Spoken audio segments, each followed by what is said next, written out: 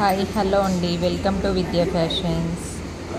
ఈ బ్లౌజ్ వచ్చేసి నేను ఎలా స్టిచ్ చేస్తున్నా అంటే స్మాల్ షోల్డర్ వస్తుంది కదండి. స్మాల్ షోల్డర్ ఫ్రంట్ కూడా స్మాల్ షోల్డర్ వచ్చి డీప్ నెక్ వస్తుంది.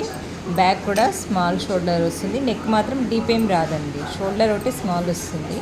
ఇది పీస్ పోతుందేమో అని ఎక్స్ట్రా కట్ చేశాను నేను. స్మాల్ వస్తుందండి షోల్డర్ స్టిచ్చింగ్ అయ్యాక. Small shoulder, deep neck.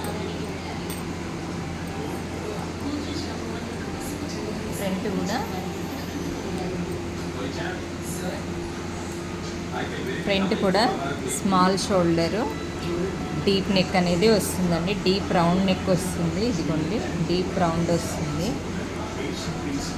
ఈ మొత్తం స్టిచ్చింగ్ అయ్యాక ఎలా ఉంది అన్నది నేను నెక్స్ట్ వీడియోలో మీకు పోస్ట్ చేస్తాను.